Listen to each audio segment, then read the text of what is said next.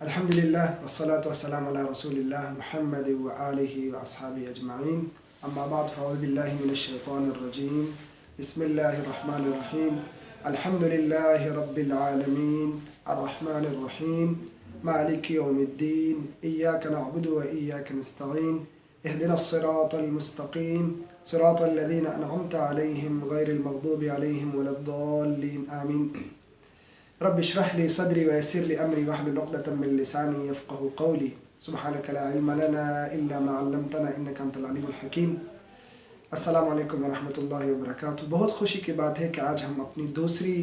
درس میں داخل ہو رہے ہیں اور ہم اللہ کے کلام کے ساتھ اپنے تعلق کو مضبوط کر رہے ہیں۔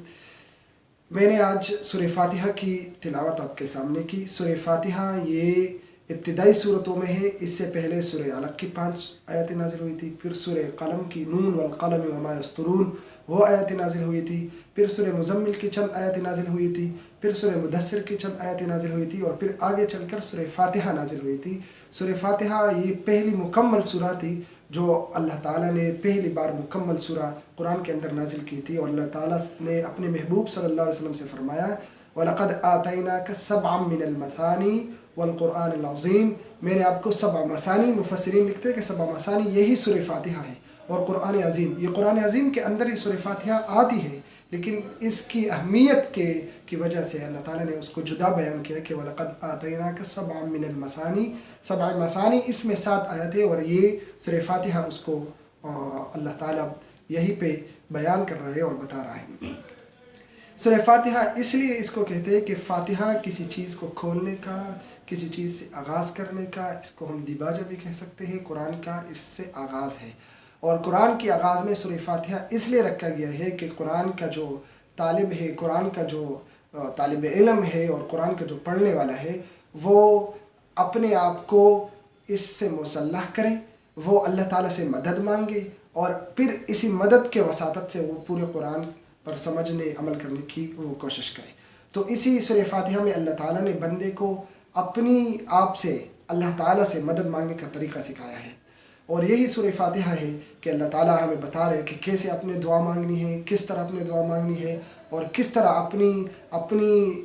ساری تمنائیں، ساری خواہشات اللہ تعالیٰ کے سامنے رکھنی ہیں۔ تو سب سے پہلے الحمدللہ رب العالمین، سارے صفات اللہ ہی کے لیے جو رب العالمین ہے۔ الحمدللہ رب العالمین، الحمدللہ، یہ دعا سے پہلے تعریف بہت زیادہ ضروری ہے۔ آپ کسی کے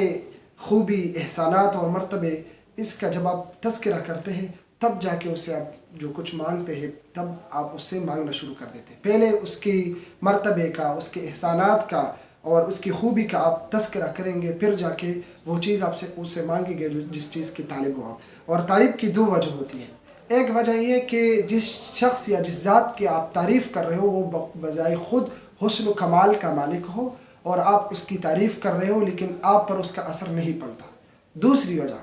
وجہ یہ کہ جس شخص کی اور جس ذات کی آپ تعریف کر رہے ہو، اس ذات وہ بجائے خود بھی حسن و کمال کا مالک ہو، اور آپ پر بھی اثر ہو رہا ہو، اور آپ پر بھی فرق پڑ رہا ہو، تو اللہ تعالیٰ ان دونوں حیثیتوں سے ہم اس کی تعریف کر رہے ہیں کہ اللہ تعالیٰ وہ بجائے خود بھی حسن و کمال کا مالک ہے، اور ہم اس سے متاثر بھی ہو رہے ہیں، ہم اس کے طالب بھی ہیں اور ہم اس کے طلبگار بھی ہیں۔ اور پھر آگے چل کر جب آپ یہ سوال کرتے ہیں کہ یہ جو دنیا کے اندر کسی چیز یا کسی انسان کے ساتھ خوبی ہے، وہ سمیع ہے، سننے والا ہے یا بصیر ہے، تو یہ سارے خوبی، یہ سارے حسن، اس کا سرچشمہ وہ اللہ تعالیٰ کی ذات ہے، اسی کی طرف سے یہ آتی ہے اور انسانوں کو یہ میسر ہوتی ہے، اللہ تعالیٰ کی طرف سے ہے۔ اللہ تعالیٰ یہ صاحب، اللہ تعالیٰ اس کا پیدا کرنے والا ہے، اس کا سرچشمہ اللہ تعالیٰ ہی کی ذات ہے۔ تو آگے چل کر الحمدللہ رب العالمین، اسی اللہ کی حمد بیان کر رہے ہیں جو رب العالمین ہے۔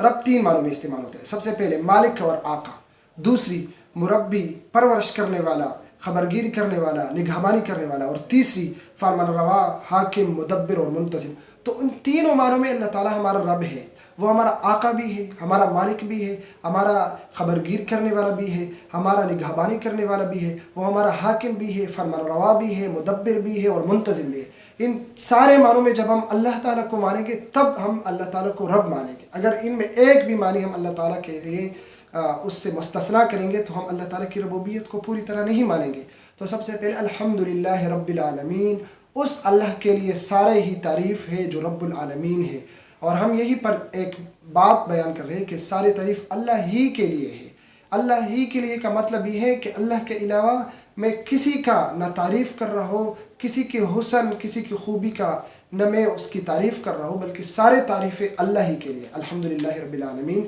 آگے چل کر الرحمن الرحیم، اللہ تعالیٰ الرحمن بھی ہے اور رحیم بھی ہے۔ ہم اللہ تعالیٰ سے اس صورت میں دعا مانگ رہے ہیں، لیکن دعا سے پہلے آپ نے تعریف کرنی ہے۔ اس طرح نہیں کہ آپ جٹ کے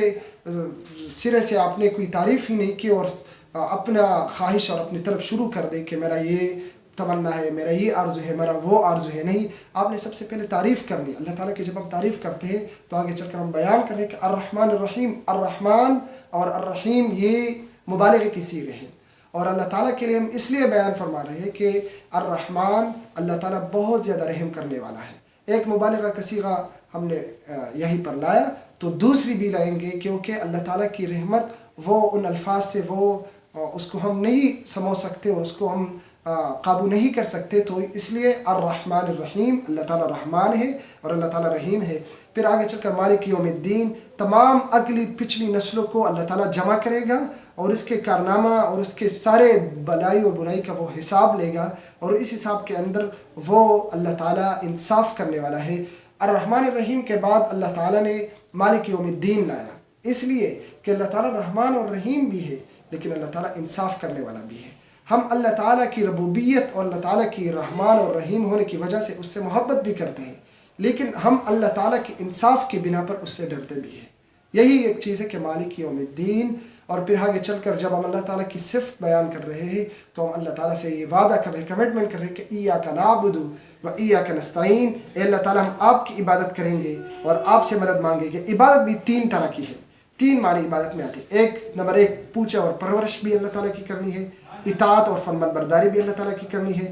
بندگی اور غلامی بھی اللہ تعالیٰ کی کرنی ہے۔ اگر آپ پوچھا اور پرستش اللہ تعالیٰ کی کریں گے لیکن اطاعت اور فرمان برداری نہیں کریں گے تو یہ عبادت نہیں ہے۔ اطاعت اور فرمان برداری بھی کریں گے، اگر یہ دو چیزیں آپ میں ہو لیکن آپ بندہ و غلام نہ ہو، اس کے آگے سر و سجود نہ ہو، ساری چیزیں اس کے آگے ڈال نہ ہو، تو پھر بھی آپ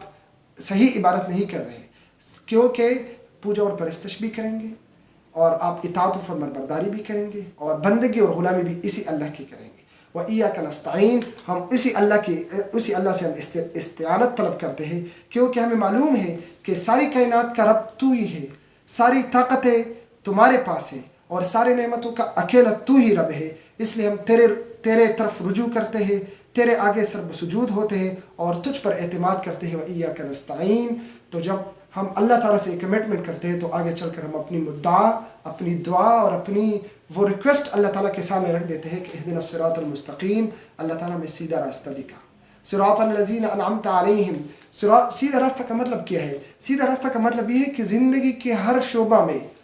وہ خیال اور وہ عمل اور وہ رویہ عطا کر جو بالکل صحیح ہو، جو بد انجامی، غلط بینی اور غلط کاری سے بالکل پاک ہو، اور وہ راستہ جو فلاح و سعادت اس پر چل کر ہمیں فلاح و سعادت ملے، وہی راستہ ہمیں بتا دے۔ اہدنا الصراط المستقیم، اللہ تعالیٰ ہمیں اسی راستے پہ چلا دے۔ صراط الذین انعمت علیہم، اے اللہ تعالیٰ ہمیں انعمت علیہم، جن لوگوں پر آپ نے انعام کی ہے ان لوگوں کے راستے پر ہمیں چلا۔ یہ انعمت علیہم اللہ تعالیٰ نے آگے چل کر بیان فرمائی، فاولئک مع الذین انعم اللہ علیہم من النبیین والصدیقین والشہداء والصالحین۔ یہ جو انبیاء ہے، یہ جو صدیقین ہے، یہ جو شہداء ہے، یہ جو صالحین ہے، یہی لوگ ہیں جس پر اللہ تعالیٰ نے